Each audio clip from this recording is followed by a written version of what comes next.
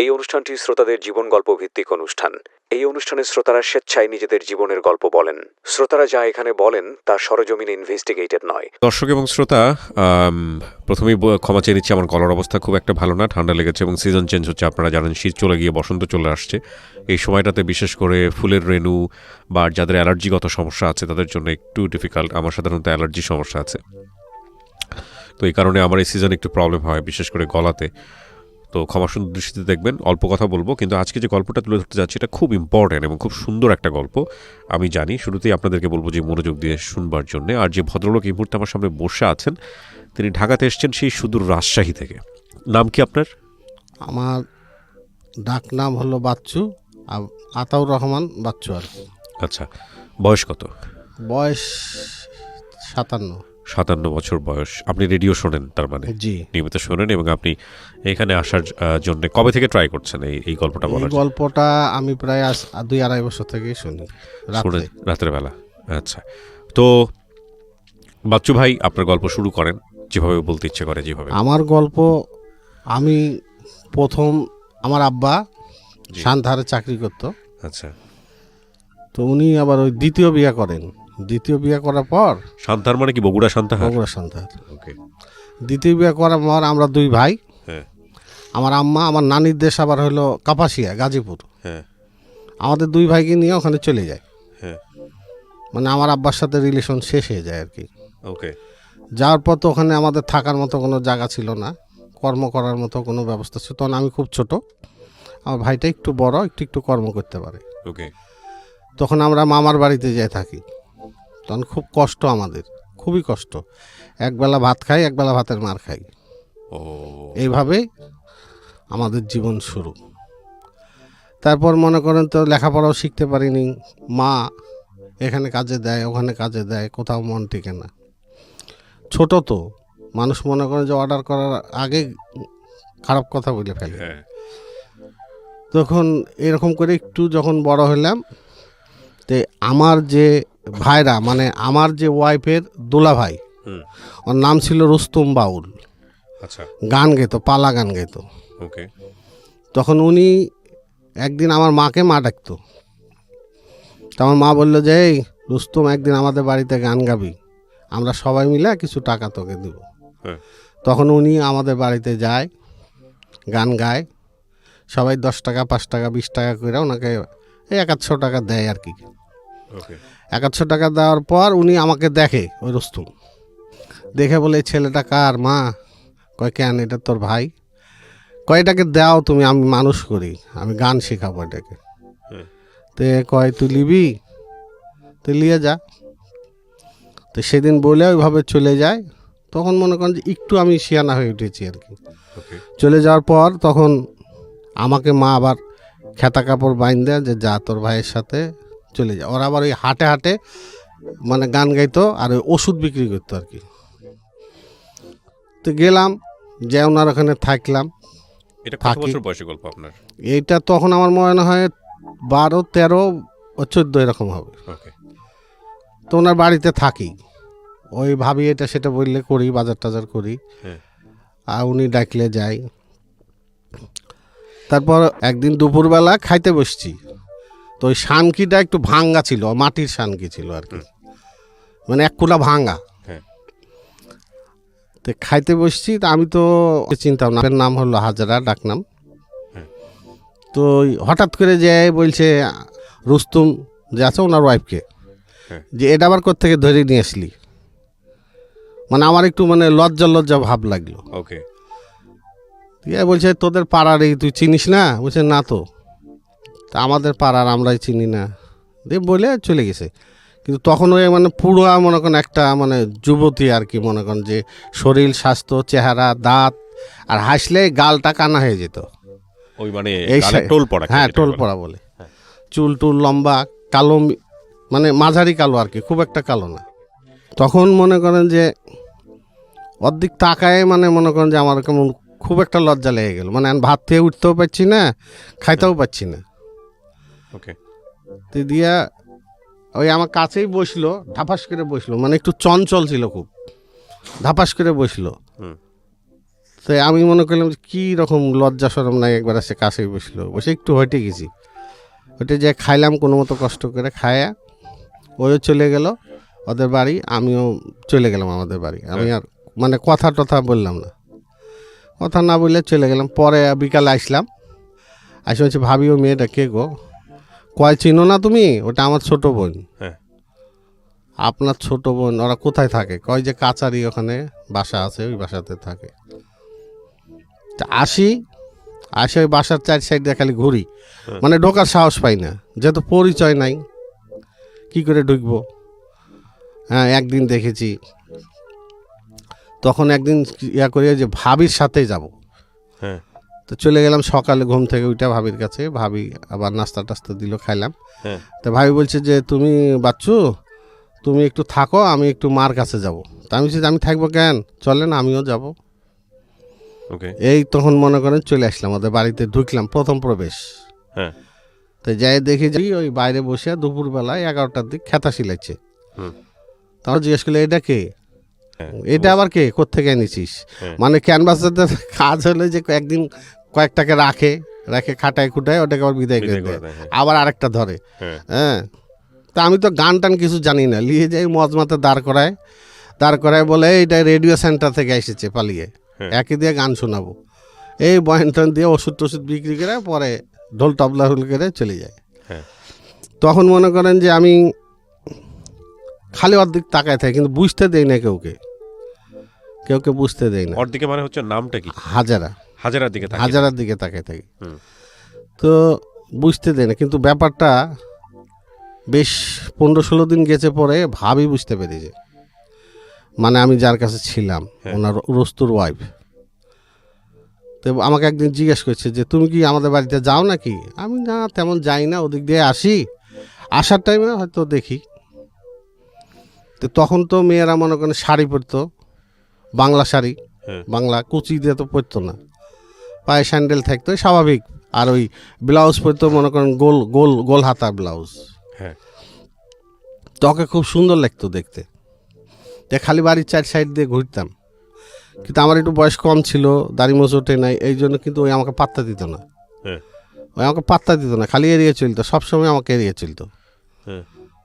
তা আমি এখন কি করে আমাকে ঢুকি, তা আমি তো চিন্তা করলাম, আমি তো লেখাপড়াও তেমন জানি না, চিঠিমিটিও লিখতে পারি না। তা আমাদের এখানে আমার এক বন্ধু ছিল, আমার পাশের বাড়ি, ওবায়দুল নাম। ও আবার কলেজে পড়তো। তাকে বললাম ভাই আমার একটা উপকার করে দিবি? বলছে কি উপকার? আমাকে একটা চিঠি লিখে দে না। চিঠি লিখে তুই কাকে দিবি? তা আমি দিব একজনকে, তুই দিবি কি না? তো এখন পারবো না, কলেজ থেকে আসিস, সন্ধ্যাবেলা আসিস। তো আমাদের এলাকাতে তো আগে মনে করেন যে ওই ইয়ার ঘর ছিল, ওই কুশারের পাতার ঘর, আর ওই চাটাইয়ের বেড়া, উপরে কুশারের পাতার ছাউনি, চাটাইয়ের বেড়া। আর আমাদের বাড়িটা ছিল, মামার বাড়িটা কাপাসিয়া নদীর ধারে, ব্রহ্মপুত্র নদীর ধারে, ঈদের মাঠ ছিল পাশেই। সন্ধ্যাবেলা ওখানে গেলাম, যাই বলছে যে কার কাছে চিঠি লিখবে আগে বল। তা আমি বললাম যে সিও সাহেবের বাড়ি আছে না, সিও সাহেবের বাড়ির পাশে যে আরেকটা টিনের ঘর আছে, ওই বাড়িতে একটা মেয়ে থাকে, ওর কাছে। তো কয় ওর নাম জানিস? আমি নাম তো জানি না। তো কী নাম দিয়ে লিখবি? কি লিখবি? তো আমি মনে করেন ওগুলো বলে দিই, আর ওই লেখে। লাস্টে একটা অন্য নাম দিলাম, মানে রিনা নামটা কিন্তু আমার দেওয়া, আর বাপমার না। তাই রিনা দিয়া চিঠিটা লিখে পকেটের মধ্যে রেখেছি। তখন পাতলা শার্ট পরতাম, আর আমি খুব পাতলা ছিলাম, মানে একদম পাতলা, মানে যে পাতলা আর ওর কিছু আর পাতলা নেই, এত পাতলা ছিলাম। তো এই মনে কর চিঠিটা কোনা বাইর করে রেখেছি, মানে যাতে ও দেখতে পারে, চিঠিটা যেন ওই দেখতে পারে। আমি তো দেওয়ার সাহস পাইছি না, ওই জন্য দেখতে পায়, এই জন্য মনে করেন চিঠিটা কোনা বাইর করে রেখেছিলাম। তখন ওর সামনে দিয়ে খালি ঘুরি, 3-4 বার ঘোরার পর ওই বলছে ওটা কি? ওই আমাকে আপনি করে বলতো, আমিও ওকে হাজার আপা বলতাম। একটা জিনিস কাক দিবেন, আমি দিব কেউকে দিয়ে, এক কথা দু কথা থাপ মেরে চিঠিটা নিয়ে নিয়েছে ওই পকেট থেকে। আমি তো চাইছি যে ওই লিক, কিন্তু আমি তো সরাসরি দিতে পারছি না। নিয়েছে, নিয়ে ঘরের ভিতর চলে গেছে। তো আর মা বাইরে, আর ভাবি বাইরে কাজকাম করছে, আমি তো আর ঘরে ঢুকতে সাহস পাচ্ছি না। আমি বাইরেই দাঁড়ায় আছি। তোর মা বলছে যে বসো, দাঁড়ায় আছো কেন? তা আমি যাই হোক একটু সুযোগ পাইলাম বসার। তো একটা পিঁড়া দিল, কাঠের পিঁড়া, ওখানে বসলাম। ওই যে চিঠিটা আবার ঘরে পড়লো, পড়ে চিঠিটা লাইখে দিয়েছে, কিন্তু ওর মার সামনে আর দিছে না। প্রিয় শ্রোতা, আমরা এই জায়গাটায় ছোট্ট একটা বিরতি নেব এবং বিরতির পর আবারও ফিরে আসবো জীবন গল্পে। যাওয়ার আগে আপনাদেরকে বলতে চাই, ঢাকা এফএম এর আরও একটি ইউটিউব চ্যানেল যেখানে আপনারা জীবন গল্পগুলো দেখতে পারবেন।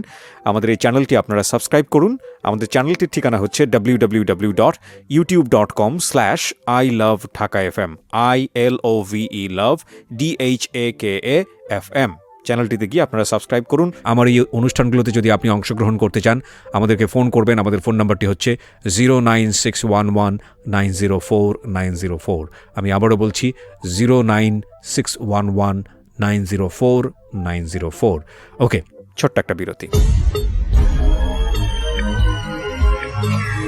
জীবন গল্প, জীবন গল্প। জীবন নাটকের চেয়েও নাটকীয়।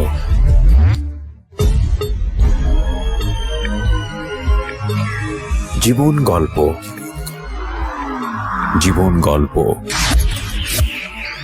জীবন নাটকের চেয়েও নাটকীয়। Welcome back once again. প্রিয় শ্রোতা, আপনারা শুনছেন জীবন গল্প। আমি আরজে কিবরিয়া আপনার সঙ্গে রয়েছি। আমার এই অনুষ্ঠানগুলোতে যদি আপনি অংশগ্রহণ করতে চান, আমাদেরকে ফোন করবেন। আমাদের ফোন নাম্বারটি হচ্ছে 09611904904। আমি আবারও বলছি 09611904904। ওকে, আমরা যেখানটায় ছিলাম তারপর পরে আবার মনে করেন ঘুরতে ঘুরতে ঘুরতে ঘুরতে বিকালবেলা, দুপুরে বাড়িতে খাওয়া দাওয়া করে আবার বিকেলে ঘুমানোর অভ্যাসে না ঘুমাই চলে গেছি। গেছি, যাই দেখছি ওরা বাড়িতে কেউ নাই। তখন বলছে এই চিঠিটা কার? আমি আছে একজনের। রিনা কে? আমি চিনবেন না আপনি। তো কইলেন আপনার চিঠি আপনি নিয়ে যান। তখন চিঠিটা আমি নিয়ে নিলাম, নিয়ে চলে আসলাম। তার পরের দিন 2-3 দিন পর আমার মা আমাকে বললো যে ইয়াতে যেতে হবে, বর্মির বাজারে যেতে হবে, ওখানে তোর বোনের বাড়ি আছে, আমার মামাতো বোনের বাড়ি, ওখানে যেতে হবে। তো তুই কবে যাবি? আমি তো আজকে যাব না মা, বুধবারে যাব। তো মা বললো ঠিক আছে, বুধবারে হাটের দিন আছে, যাইস। এর মধ্যে আবার ওর দুলাভাই আসছে বাড়িতে, যে আমাকে নিয়ে গেছিল। আইসেই আমাদের বাড়িতে আসছে। আচ্ছা, আইসে বলছে কি ব্যাপার, তুই চলে আসছিস কেন? তুই করে বলতো আর কি, আমি ছোট তো। তা আমি চলে আসবো না, আপনি আমাকে নিয়ে যায় জয়দেবপুর থুয়ে আপনি চলে গেছেন, আমার খাওয়া নাই দাওয়া নাই কিছু নাই, মানুষের বাড়িতে থুয়ে গেছেন, ওরা খাইতেও দেয় না ঠিক মতো। হ্যাঁ, কোনো মতো খায়, রাতে হাঁটতে হাঁটতে চলে আসছি দুপুরবেলা। বলছে আচ্ছা ঠিক আছে, তাই কালকে আমি চলে যাব, আমার সাথে যাবি না? আমি যাব। তো ওখানে রাজাবাড়ি হাট বলে একটা হাট আছে, ওই রাজাবাড়ি হাটের দিন আমাকে নিয়ে আসলো। তা আসার টাইম আবার আমাকে বলেছে যে ওই ওনার শ্বশুর বাড়িতে থাকতে, মানে হাজারাদের বাড়িতে দাঁড়াইতে, ওখান থেকে আমাকে নিয়ে যাবে। তা আমি ওখানে আসলাম। আসার পর এখন ওর সাথে কথা বলবো কি সুযোগটাই পাইছি না। আর ওই তো মনে করেন যে আমার একটু মানে পাতলা পুতলা হ্যাংলা। ওই সময় তো বয়স কিরকম আপনার? আমার বয়স সেরকম নয়, 15-17, 15-16 এরকম আর কি। কিন্তু ওই ওর হাসিটা দেখলে আমার খুব ভালো লাগতো। মানে খুব একটা কালো না তো, মিচমিচে কালো, গালটা কানা হয়ে যেত, আর এই গলার কাছে একটু থাক ছিল, 2-3টা থাক ছিল। আচ্ছা, দিয়ে এখন মনে করেন যে ওই পাত্তা দেয় না, ঘুরি ওর পিছে, যেদিক যাই সেদিকেই যাই, ও যেদিক যায় সেদিকেই যাই, কিন্তু পাত্তা দেয় না আমাকে। এখন কি করি? আবার মনে করেন এরকম কয়েকটা চিঠি লিখে দিলাম। একদিন আমাকে বলছে এভাবে চিঠি দিয়ে না, মানুষ খারাপ বলবে। তখন কি করলাম, ওই পোস্ট অফিসের যে পিওন আছে ওকে বললাম যে ভাই আমি বিয়ারিং চিঠি ছাড়বো, 4 টাকা করে লাগে, আমি চিঠির ভিতরে ঢোকাই দেবো, আপনি চিঠিটা এমন জায়গায় দিয়ে দিবেন। দেওয়ার পর মনে করেন যে ঠিক ওই লোক হাসছে শুনে, কাক দিবা? আমি যে এই ব্যাপার আলী মোল্লা জ্বর মেয়ের হাতে দিবেন। তো দিয়েছে পরে ওকে প্রশ্ন করেছে, হাজারার বাবা বলে, হাজারার বাবার হাতে দিয়েছে। তখন সে প্রশ্ন করেছে যে এটা কে দিয়েছে? তখন বলছে যে অমুক দিয়েছে। তখন আমাকে একদিন ডাকলো, রাস্তায় দেখা হইলো, সালাম দিলাম। কয় তুমি এগুলা করো না বাবা, এগুলা করলে আমার দুর্নাম হবে। ঠিক আছে, আর যাই না কয়েকদিন না যাওয়ার কারণ। তারপরে আমি হঠাৎ করে আমার বাবার কাছে চলে গেলাম। মানে আমার উদ্দেশ্য ছিল যে বাবার কাছে যাই একটা হাত পায়ে ধরে একটা চাকরি বাকরি নিব আর কি, যে মাস্টার রুলে রেলে চাকরি। হ্যাঁ। বাবার কাছে গেলাম, যাওয়ার পর উনি একটা চাকরি দিল আমাকে, ওই পানি ছাড়ার, কলোনি কলোনি ঘুরে ঘুরে পানি ছাড়ার চাকরি দিল। এখন প্রতিদিন একটা করে চিঠি দিই, প্রতিদিন একটা করে চিঠি দিই, কিন্তু চিঠির কোনো উত্তর আসে না, উত্তর আসে না। তখন আবার আমি কী করলাম, আব্বাকে বলে চলে গেলাম, যাই দেখি ওদের বাড়িতে মেলা লোকজন। এত লোকজন কেন? কয় মেয়ে দেখতে এসছে, মেয়ে দেখতে এসছে। ঠিক আছে, তো ওকে আমি ইশারা দিয়ে বললাম যে একটু ওদিক যান, আপনার সাথে কথা আছে।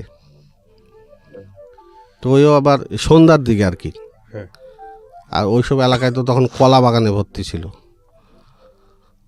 তো বলছে যে কে আসছে? বলছে পাবনা থেকে লোক আসছে, সব ওর চাচাতো ভাইয়েরা। হ্যাঁ। তে কিসের জন্য আসছে? কয় জানি না। আমি জানেন না শুনলাম আপনার বলে বিয়া। কয় কে বলেছে আপনাকে? আমি তো শুনলাম। তো এতগুলো চিঠি দিলাম, একটা চিঠিরও উত্তর দিলেন না। কয় আমি চিঠি লেখার সুযোগ আছে আমার? একটা ঘরের ভিতরে বাপ থাকে, মা থাকে। হ্যাঁ, তা আপনি কি বলছেন? আমি যে দেখেন, আপনি কিন্তু বিয়ে করেন না, হ্যাঁ। আপনি বিয়ে করেন না, আপনাকে আমাকে অনুরোধ থাকলে আপনি বিয়েটা করেন না। কিন্তু বলছে না না, আমি এখন বিয়ে করব না। ঠিক আছে, পরে আবার চলে গেলাম, দিয়ে আসলাম কিছুদিন পর ঈদের টাইম। আচ্ছা। ঈদের টাইমে আসে ঈদের নামাজ পড়ছি, নামাজ পড়েই ওদের বাড়ি চলে গেছি। পরে ওর মা বসতে দিয়েছে, নাস্তা দিয়েছে, দিয়ে জিজ্ঞেস করছে কবে আসলা। তোর মাকে আমি মাওই ডাকতাম আর কি, ওই সম্পর্কে মাওই ডাকতাম। ওকে। দিয়ে হঠাৎ করে একদিন একটা ঝামেলা হয়ে গেল, মানে আমার মার কানে চলে গেছে। আর আমার মা ছিল প্রচণ্ড রাগী, আমাদের গোষ্ঠীর মধ্যে সবাই ভয় করতো। সবাই কি ওই হাজারা মা বাবাও ভয় করতো, খুব ভয় করতো। মানে রাস্তা দিয়ে হাঁটলেই বলতো যে এই আসছে দরজাল, খানে দরজাল। হ্যাঁ। মানে যেমন মুখ তেমন মনে করেন কথা, তেমন মনে করেন কোনো দিক দিয়ে কেউ মানে পাইত না ওর সাথে, তেমন বুদ্ধি, খাটো জমি মানুষ। তো মা এসে বলছে যে এই যে আমার পোলাটা আপনাদের বাড়িতে সারাদিন বসে থাকে, আপনারা কিছু কর না। তখন ওর মা বললো আমরা কি বলবো, আসে বসে থাকে, ছোট মানুষ, কিছু বলা যায় না, বাইর করে দেওয়া যায়? তো না, বলছে এইভাবে তো আমার পোলাটা আপনাদের বাড়িতে সারাদিন থাকে, কিছু বললেন। তখন আমার শ্বশুর একদিন আমাকে বলছে বাবা তুমি এখানে আসো না। আমি কেন? হ্যাঁ, হাজারার বাপ বলছে এখানে আর তুমি আসো না। আমি কেন? ওই যে বিভিন্ন মানুষ বিভিন্ন কথা বলছে, এখানে আসা তোমার ঠিক হবে না, আমার মান ইজ্জতের ব্যাপার। এই তো আমার আরও মাথা খারাপ হয়ে গেল। যাও একটু ঢুকতাম, দেখতাম, কথা বলতাম, দিয়ে সপ্তাহখানেক আর যাই না, খালি বাসার চার সাইড দিয়ে ঘুরি। এখন একদিন দেখছি ওই আবার ওই শীতের দিন শুয়ে আছে, ওই কাঠের জানলা, তো জানলার মধ্যে পাটা ঠেকাই রেখেছে। মানে আমি যেন বুঝতে পারি যে ওই বাড়িতে আছে। ওকে। পাশ দিয়ে যাইতেই আমি দেখলাম যে হ্যাঁ পা আছে। আর দেখলাম যে দুপুরবেলা এখন হয়তো কেউ নাই, দৌড়ে চলে এসেছি। এসে বলছি কী খবর? চিঠি দিলাম, চিঠির উত্তরও দিল না, দেখাও করল না। তো বলছে যে আজকে পাবুর রাস্তায় অমুক জায়গায় যায় দাঁড়ান, ওখানে দেখা করব। তো ওই বাজার থেকে প্রায় 1-1.5 কিলোমিটার ওই আগে চলে গেছে, ঠিকানা বলে দিয়েছে। ওই আমি পরে চলে যেতাম, যে কথা টথা বলে, মানে মেলা দূর তো, কেউ চিনতো না, কেউ কিছু বলতো না। এরকম যেদিন যেখানে যাইতাম, যে রাস্তায়, ওই রাস্তার ঠিকানা বলে দিতাম, এই রাস্তায় যা কথা বলবো, কাল ওই রাস্তায় যা কথা বলবো। এরকম খেলে কথা বলা শুরু হলো। এই তো চলতে থাকলো আর কি। চলতে চলতে একদিন হঠাৎ করে আমি রাজশাহী চলে আসবো।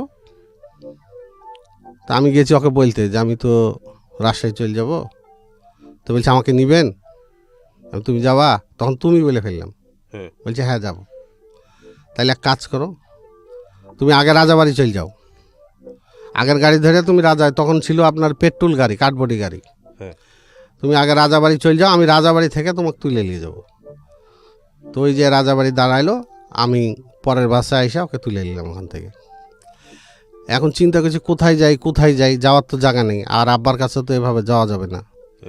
তখন ওকে নিয়ে ওর ভাইয়ের বাড়ি গেলাম। ওর ভাই মিরপুরে একে থাকতো, ঘড়ির মেকারি করতো, রেডিও টিভির ঘড়ির মেকারি করতো।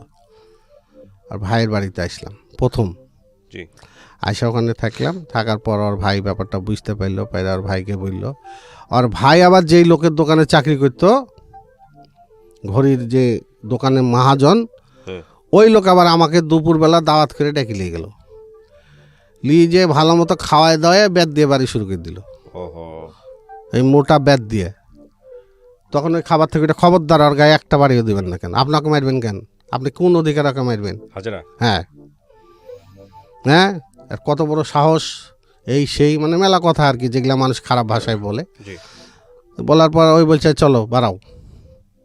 তো বলছে এখন বাড়াইলে তো ঠ্যাং ভেঙে দেবো। তখন ওই বলছে যে আপনার সাহস থাকলে আমার গায়ে হাত দেন তো, ওকে যে 2টা বাড়ি দিয়েছেন এটাই তো আপনার কপালের ভাগ, হ্যাঁ। আপনার হাত দিয়ে দেখেন, আমি এখনই পুলিশের কাছে যাবো। তখন ওই লোক আর কথা বললো না। তখন ওখান থেকে বাড়াইলাম, বাড়াই মিরপুর আপনার 11, ওই পল্লী বিদ্যুতের পাশে আগে যে চাটাইয়ের ঘরগুলো ছিল, ওই চাটাইয়ের ঘরে উঠলাম। 60 টাকা ভাড়া। ওকে। তা আমাদের কাছে তো কোনো টাকা পয়সা নেই, খাওয়া দাওয়ারও তেমন কিছু নেই। কি করি, যে 10 টাকা দিয়ে একটা পাটি কিনলাম, ওকে। 5 টাকা দিয়ে একটা প্লেট কিনলাম, 3 টাকা দিয়ে একটা গ্লাস কিনলাম। রান্নার তো হাঁড়ি নেই। নিয়ে ওখানে প্রায় 1 মাসের মতো ছিলাম। 1 মাসের যে টাকাটা ছিল শেষ হওয়ার পথেই ওই চিরালি আসতাম। থাকতেন বলতে কি আপনার সঙ্গে কি হাজারা থাকতো? হ্যাঁ বিয়ে করছেন আপনারা নাকি? হ্যাঁ, আমরা এই মধ্যে ফাঁকতালে ওই মনে করেন যে ইয়াতে শ্রীপুর যাই বিয়ে করে নিয়েছিলাম, নিজেরা নিজেরা? নিজেরা নিজেরা। ওকে। ওখানে এক মৌলবীকে 500 টাকা দিলাম, হ্যাঁ। আর একটা উকিল বাপ ধরে ওখানে বিয়ে করে নিয়েছিলাম। জি। নেওয়ার পর এখন ওখানে থাকি, কর্ম নাই, কর্ম জানি না, কোনো কাজও জানি না। হুম।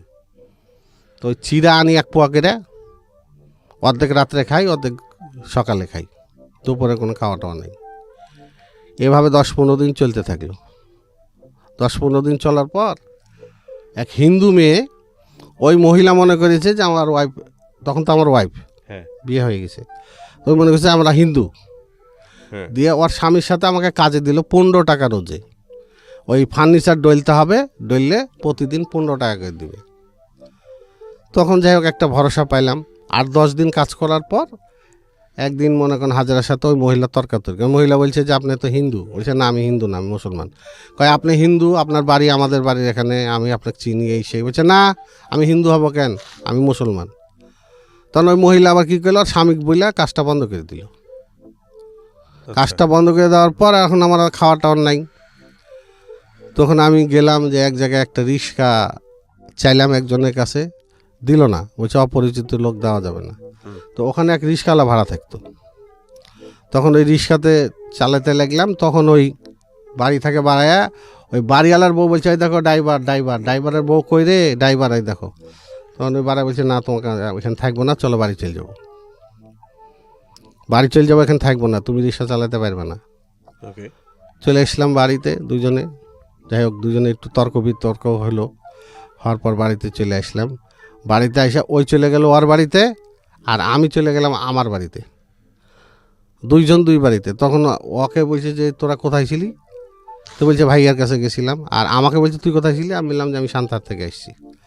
কিন্তু দুইজন দুই জায়গায় গেছি, যাই কিন্তু এই 3-4 ঘন্টা আর অত মন মানছে না। আর ওই আবারও চলে গেছে ওর দুলা ভাইয়ের বাড়ি, আমিও চলে গেছি ওর দুলা ভাইয়ের বাড়ি। দুলা ভাইয়ের ওর বোন আবার ওই মাটির কোঠা দিচ্ছে।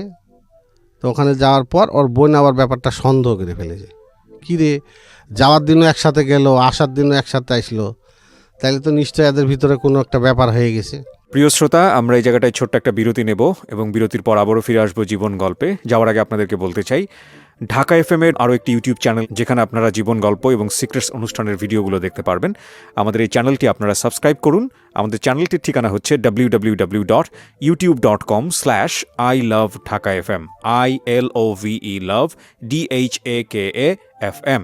চ্যানেলটিতে গিয়ে আপনারা সাবস্ক্রাইব করুন। আমার এই অনুষ্ঠানগুলোতে যদি আপনি অংশগ্রহণ করতে চান, আমাদেরকে ফোন করবেন। আমাদের ফোন নাম্বারটি হচ্ছে 09611904904। আমি আবারও বলছি 09611904904। ওকে, ছোট্ট একটা বিরতি। জীবন গল্প, জীবন গল্প, জীবন নাটকের চেয়েও নাটকীয়।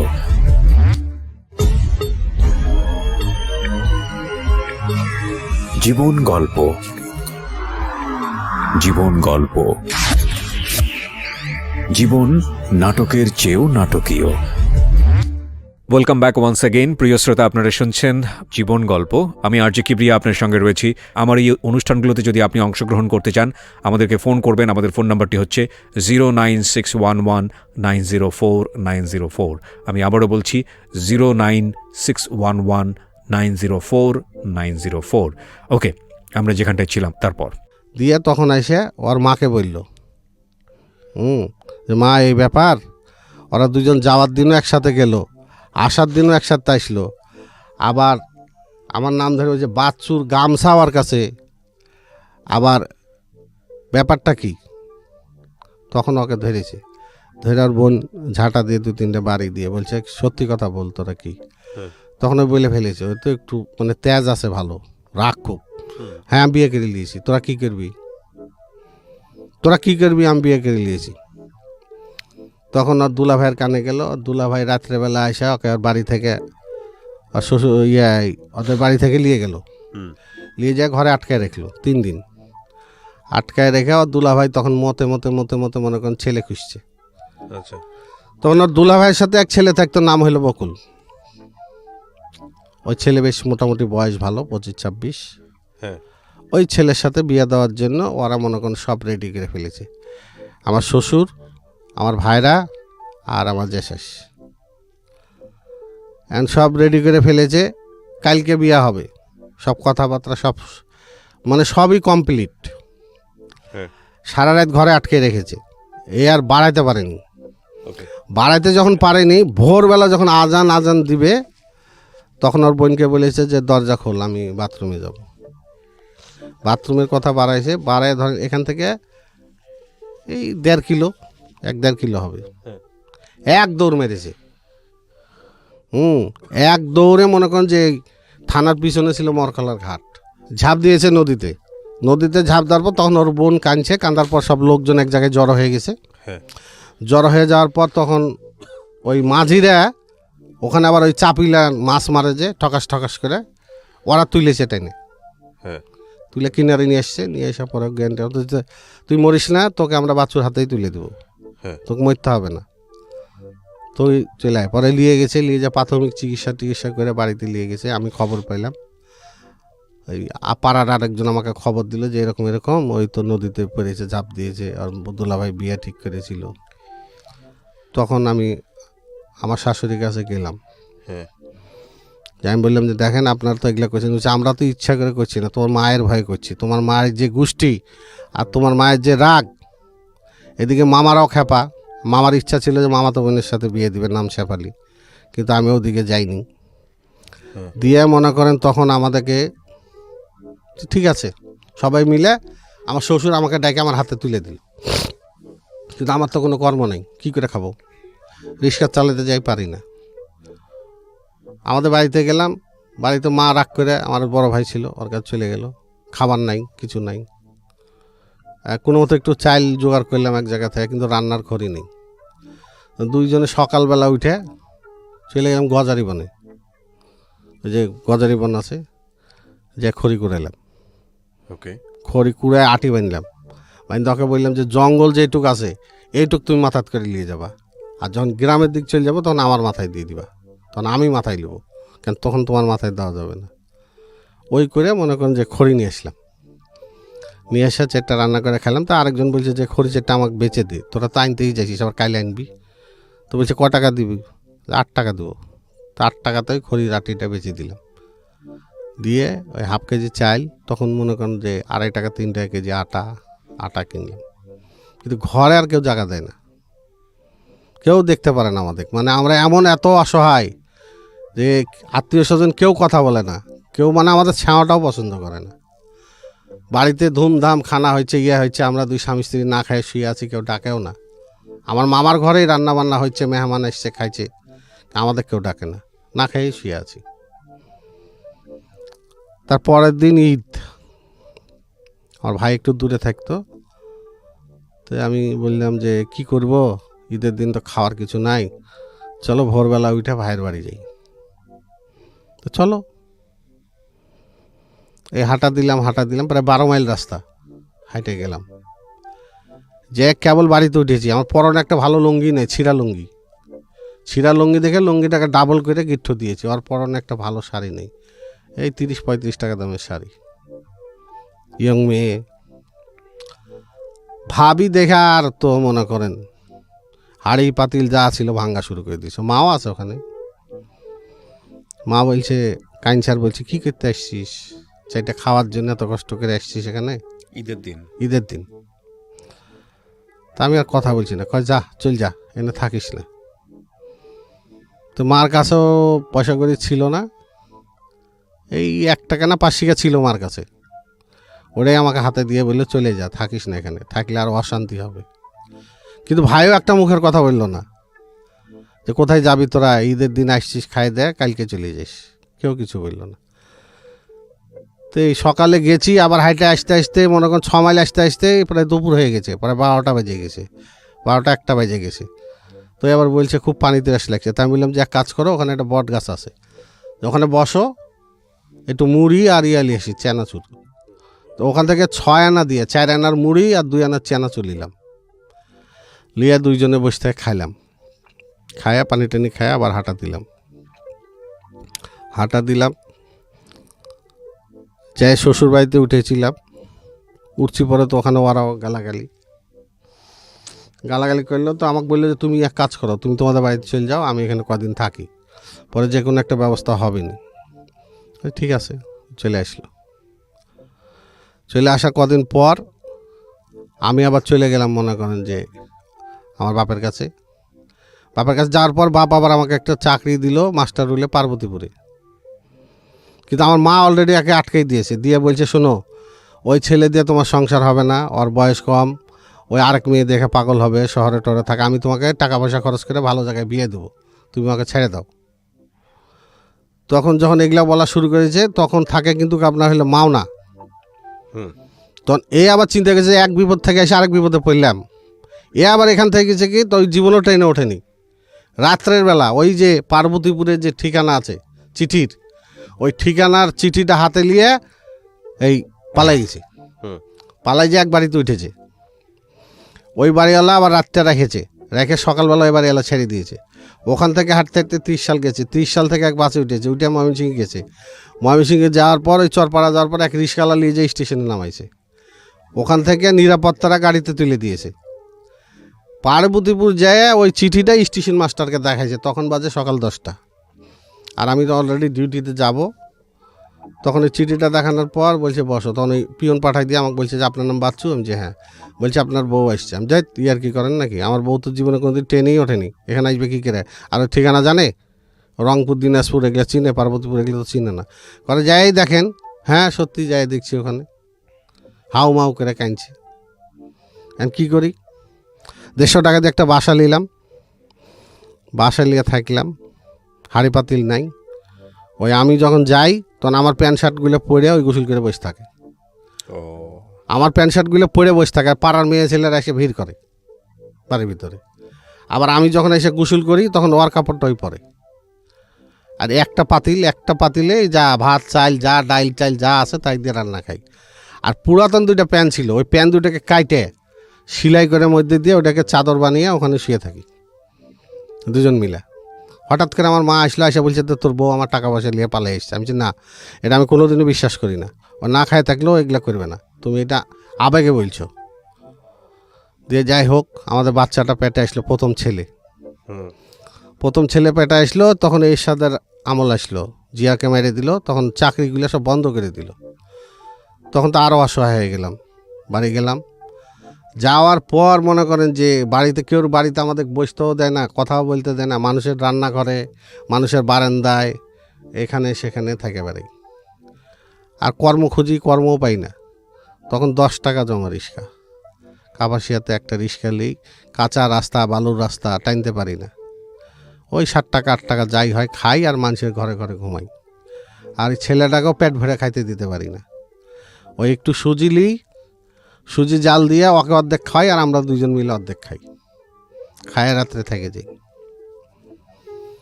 এইভাবেই জীবন চলতে লাগলো। তখন ছেলেটাকে হঠাৎ করে একদিন এক লোক আমাকে বুদ্ধি দিল যে তুই এখানে থাকিস না, তুই চলে যা তোর বাপের এখানে। আসলাম বাপের এখানে, এসে কয়েকদিন থাকাতে সৎ মা কী করে খেতার ভিতর রুটি লুকায় রাখে, চাইলের হাঁড়ি লুকায় রাখে, কয় চাইল নাই, খাবার নাই। কয়েকদিন পর তারপরেও মনে করেন থাকার চেষ্টা করলাম, করলো কি ভাত খাইতে বসছি, ভাত গুলে পলিথিনে ঢাইলে দিয়ে থালটা নিয়ে চলে গেল, তাও কিছু বললাম না। লাস্টে চোর সাব্যস্ত করে বাসা থেকে বাইর করে দিল, বলছে পাটা তাওয়া এগুলা তুই চুরি করে বেচেছিস, তোর কাছে টাকা নেই। ঠিক আছে, যে বিহারি কলোনিতে একটা ঘর ভাড়া নিই 60 টাকাতে, নিয়ে আবার জীবন শুরু করি। মানুষের রিক্সা চালাতে যায়, মানুষ বলে হ্যাঁ তোমার আব্বা চাকরি করে তুমি রিক্সা চালাবা কেন, কেউ দেয় না। তো যে রুগীর দালাল আছে না, রুগীর দালাল, ওদেরকে তখন পুলিশরা ধরতো। এক দালাল মাসুদের বাপ নামর, ওই আমাকে বলছে যে এই গাড়িটা নিয়ে লক্ষ্মীপুর যাও, আমি তোমার পিছিয়ে পিছিয়ে আসছি। কিন্তু আমি তো ভ্যান তো জানি না, আমি গাড়িটা নিয়ে লক্ষ্মীপুর গেছি, হট করে আমাকে 10 টাকা দিয়ে ওই গাড়িটা নিয়ে চলে গেল। তখন আমি বুঝলাম যে এখানে এইটুকের মধ্যে 10 টাকা, তাহলে তো ইনকাম ভালোই আছে। তখন এই 10 টাকা নিয়ে যেয়ে 2.5 টাকা দিয়ে আটা কিনলাম, আলু কিনলাম, এগুলো কিনে মানুষের কাছ থেকে হাঁড়ি পাতিল নিয়ে চায়ে খায়ে এই জীবন শুরু হলো আমাদের। ভ্যান চালানো। হ্যাঁ, ওই একবেলা করে চালাই। আরেক ভদ্রলোক মনে করেন ওহাব নাম, ওই তখন দেখে বলছে তোমার মতো ছেলে রিক্সা চালালে জীবন বাঁচে, তুমি এক কাজ করো, আমার এই কাজটা করো, আমি তোমাকে ডেলি 25 টাকা করে দেবো। তখন ওই 25 টাকা করে ওই দিত, আর এদিকে মনে 30-35 টাকা যা হয়তো, এইভাবেই জীবন শুরু হলো। এই মনে করেন একবেলা খায় একবেলা না খায়। তারপরে দেখা যাচ্ছে যে আমার এই বড় মেয়েটা আসলো পেটে। তো বড় মেয়েটা আসলো, আমার তো কেউ নাই, কেউ ধরারও নাই, কেউ কিছুর নাই। বাচ্চা যেদিন হয় সেদিন ঘরে আটা আছে, কিন্তু রান্না করার লোক নাই। তোকে বললাম তুমি শুয়ে থাকো, তোমাকে তো খাইতে দিতে হবে। আমি চাই না, আমি বেলছি, তা আমি চাই না, আমি রুটি বেলছি, বেলে তখন বাচ্চাটা আমার সেই দিনই হয়েছে। বেলে টেলে ওকে খাওয়াইলাম, চাটা খাওয়াইলাম, কাজে যাই, আবার আসি, এসে রান্না করি, করে ওকে খাওয়াইয়া আমি খাইয়া আবার ডিউটি যাই। তখন আমার মনের মধ্যে একটা ইচ্ছা ছিল যে আমি যাই কিছু করি না কেন, আমার সন্তানগুলোকে মানুষ করব। আমি এখনও ধরেন কষ্ট করি ছেলেদের জন্য, বলেন তে কোনোদিন তোমাকে ছাড়বো না আমি। আর ওও বলতো যে জীবন তো মানুষের একটাই, ঝগড়াঝাটি হয় ভাই বোনের মতো, টুকটাক লাগি, ওও রাগ করে থাকে, আমিও রাগ করে থাকি। হ্যাঁ, কিন্তু বাকি জীবনটা আমাদের খুব কষ্টে গেছে। এখন আল্লাহর রহমতে ধরেন ছেলেপেলে বড় হয়ে গেছে, ছেলেপেলে আল্লাহর রহমতে খুব কষ্ট করে শিক্ষিত করেছে। ছেলেপেলে এরা যখন বোনেরা স্কুলে যেত 2 টাকা হাতে দিতে পারতাম না। এক মেয়ে এখন অনার্স পাস করে এক চাকরি করছে, এক মেয়ে ঢাকা ভার্সিটিতে আছে, বাহ বাহ। আর 2টা মনে করেন যে একটা MA পাস করে বিয়ে হয়েছে, একটা আই পাস করে বিয়ে হয়েছে। কখনো মন খুলে এদের কাছে গল্পগুলো বলছেন? না, আজকে এই গল্পগুলা ওরা শুনবে। এমনও দিন গেছে আমরা 2 স্বামী স্ত্রী শুধু কচুর শাক খেয়ে থেকেছি, খাবার ছিল না। কখনো সন্তানদের বলা হয় না এগুলা? একটা কাপড় 2টা কাপড় ছিঁড়ে একটা কাপড় করে আমার ওয়াইফ পরেছে, 2টা কাপড় একসাথে জোড়া দিয়ে। কত বছরের সংসার আপনাদের? 42 বছর। 42 বছর সুখ দুঃখে একসঙ্গে আছেন। একসঙ্গে আছি। আপনি এই গল্পটা কেন বললেন আজকে রেডিওতে? গল্পটা বললাম, মনের একটা আক্ষেপ। আর এই যে বর্তমানে দেখি প্রেম করে ছেলেরা, বাড়ির পাশেই দেখছি, একটা বাচ্চা হয়েছে, ছাড়াছাড়ি, মারামারি, গন্ডগোল। 42 বছরের জীবনে আপনাদের কখনো ঝগড়া হয় নাই? হয়েছে। 42 বছরের জীবনে কখনো এরকম সময় আসেনি যে মনে হয় না এই মানুষের সাথে সংসার করা যাবে না? না, এরকম কোনো মনে হয় ঝগড়া হয়েছে, কিন্তু কখনো তাকে ছাড়া চিন্তা করেননি? না, ওও রাগ করেছে, আমিও রাগ করেছি। আমি রাগ করে 2 দিন 3 দিন কথা বলিনি, ওও বলেনি, ওও খায়নি, আমিও খাইনি। কিন্তু আবার মনে মনে ভাবতাম যে না খাইলে তো অসুস্থ হয়ে যাবে। এর মধ্যে এমন একবার অসুস্থ হয়ে গেছিল যে আমার কাছে রিক্সা ভাড়াও নাই, আমি ঘাড়ে করে রেল লাইন পার করেছি, ঘাড়ের উপরে লিয়া রেল লাইন পার করে। আপনি কি করেন এখন? পেশায় কি করেন? আমি পেশায় নাইট গার্ড এখন চাকরি। নাইট গার্ডে চাকরি করেন। এই পরিশ্রম করে আপনি মেয়েকে ঢাকা ইউনিভার্সিটিতে পড়িয়েছেন? হ্যাঁ, এখন আছে আল্লাহর। একটা মেয়ে MA পাস করেছে? একটা মাস্টার্স পাস করেছে, আর একটা বিএ পাস করেছে। ছেলে মেয়ে কয়জন আপনার? আমার 4 মেয়ে 1 ছেলে। ওনারা সম্মান করে, ভালোবাসা অবশ্যই দেয়? অবশ্যই। আমি এই গল্পের শেষে একটা কথা বলি আপনাদের সবাইকে, সেটা হচ্ছে আমাদের প্রত্যেকের জীবনে সমস্যা আছে, প্রত্যেকের, অবশ্যই। Including me. আমাদের যে কথাটা আমি বহুবার বলেছি রেডিওতে, সংসার নিয়ে জ্ঞান দেওয়ার মতো আমি আসলে আজকের এই অনুষ্ঠানে কিছুই বলতে চাই না, কারণ আমার সামনে যে বসে আছে সে এক মহাসাগর পাড়ি দিয়েছে, আমার চাইতে অনেক বেশি অভিজ্ঞ। কিন্তু একটা জিনিস বোধহয় খুব কমন আমি বিভিন্ন জায়গাতে পেয়েছি, সেটা হলো আমরা আসলে যাদের জন্য জীবনটা উৎসর্গ করে দিই তারা আমাদের গল্পগুলো জানে না।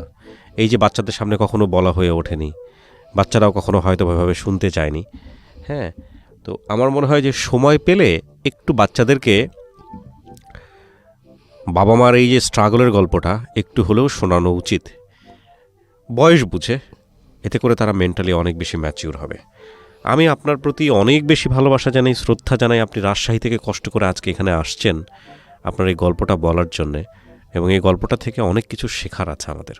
আমরা অবশ্যই গল্পটা প্রচার করব, এবং আমি আপনার জন্য দোয়া করি জীবনের শেষ দিন পর্যন্ত আপনাদের দুইজন একে অপরের সাথে থাকেন, এই ভালোবাসা নিয়ে থাকেন। অনেক ভালো থাকবেন আপনি। আমি যেখানে যাই ওকে সাথে নিয়ে যাই, বাজারে গেলেও ওকে সাথে যাই। আমি ওনার একটা ছোট্ট সাক্ষাৎকার নিব প্রিয় দর্শক এবং শ্রোতা। এই মুহূর্তে উনি ওনার স্ত্রীকে সাথে করে নিয়ে আসছেন, একটু ওনার সঙ্গে আমি কথা বলবো। কেমন আছেন আপনি? আলহামদুলিল্লাহ। আপনার নাম ভালো কি? আছেন? জি আমি ভালো আছি। আমার নাম মোসাম্মদ হাজারা খাতুন। উনি আপনার স্বামী না? জি। এই যে 41-42 বছর যাবত একসঙ্গে আছেন, আবার আজকে এখানে আসছেন, সারা জীবনে যে এত কষ্ট করছেন, এই মানুষটার প্রতি অভিমান হয় না যে বিয়ে করে বোধহয় জীবনে এনাকে বিয়ে না করলে এত কষ্ট সহ্য করতে হতো না? এরকম ফিল হয় না? মেয়েরা তো সংসারে একটা টুটা ঝামেলা হলেই তোমাকে বিয়ে করে আমার জীবনটা শেষ হয়ে গেল, না, পুরুষদের প্রতি হচ্ছে অভিযোগ। হ্যাঁ, এটা আমাদের দুইজনেরই ভাগ্যে লেখা ছিল। আমি আপনাদের গল্প শুনলাম 30-40 মিনিট শুনেছি। আমি জানি এই গল্প 30-40 মিনিট না, 3-4 ঘন্টা শুনলেও শেষ করার মতো না। আমি খুব অবাক হয়েছি আপনাদের এই ভালোবাসা দেখে। অসাধারণ অসাধারণ। এবং আপনার ছেলেমেয়েরা মাশাআল্লাহ এখন সবাই মোটামুটি লেখাপড়ার দিক থেকে এগিয়ে গেছে। দোয়া করবেন। জি, আমি অবশ্যই দোয়া করব। আর আপনারা রাজশাহী থেকে কষ্ট করে আসছেন আজকে রেডিওতে সারা দেশের মানুষকে জানানোর জন্য। আমি খুবই সম্মানিত বোধ করছি আপনাদের এই সাথে এই বসতে পেরে, কিছুক্ষণ জানতে পেরে। আপনি অনেক ভালো থাকবেন, ঠিক আছে? আর আপনার স্বামী অনেক ভালো মানুষ। হ্যাঁ, জানি আমি। আপনিও অনেক ভালো মানুষ। আপনাদের দুইজনের জন্য অনেক দোয়া থাকলো। আচ্ছা, দোয়া করবেন। জি, প্রিয় দর্শক এবং শ্রোতা, এখানেই শেষ হচ্ছে আজকের এই গল্পটা। আমরা যেন কিছু শিখতে পারি ওনাদের কাছ থেকে। ভালো থাকুন, শুভরাত্রি। জীবন গল্প, জীবন গল্প, জীবন নাটকের চেয়েও নাটকীয়।